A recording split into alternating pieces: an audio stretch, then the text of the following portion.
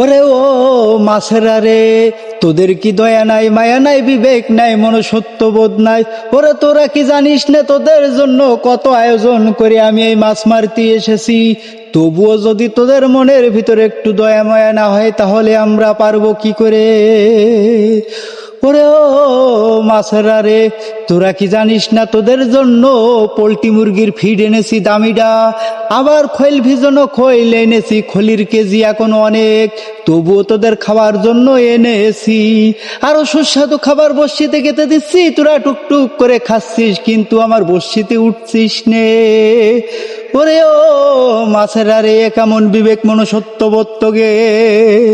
আমি কত আশা নিয়ে এসেছি তোদেরকে ধরতে, সুন্দর একটা নেটের জাল এনেছি এবং নেটের ওই জালের ভিতরে পানির ব্যবস্থা করেছি।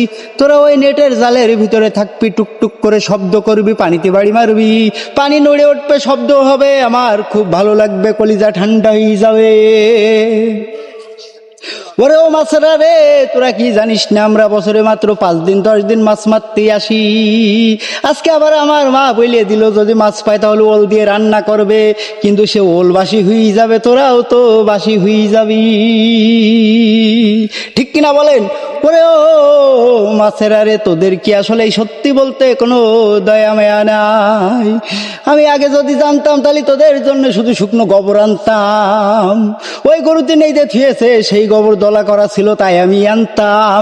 তোদের কোনো দয়া মায়া নেই, এই যে তোরা আবার আবার খেয়ে গেলি, টান দিলাম তা উঠলি নে। ওরে ও মাছেরা রে, তোরা এত নির্দয়, তোরা কেন এত পাষাণ হইছিস?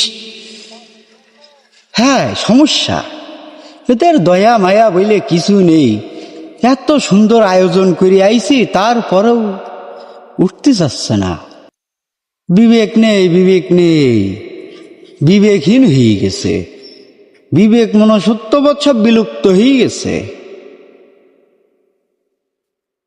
দেখি কি হয়।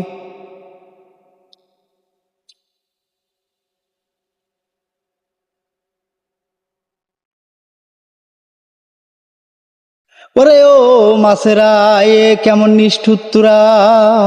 ওরে চারিপাশে নদী নালা খালবিল, পানি থই থই করছে, তোরা পানির উপরে ভেসে উঠছিস কিন্তু কেন বসি খাচ্ছিস নে? ওরে তোরা যদি এরকম বসি না খাস তাহলে তো আমরা খুশি হব না, মন ভরবে না। আমাদের তো মশায় কামড়াচ্ছে কুটকুট করে, তবু আমরা সহ্য করে আছি শুধু তোদের ধরার জন্য। আহা মাছেরা রে, তোদের কোনো বিবেক দয়া মায়া মনুষ্যত্ববোধ বলে কিছু নেই, শুধু টাকাগুলো জলে দিলাম, জলে দিলাম।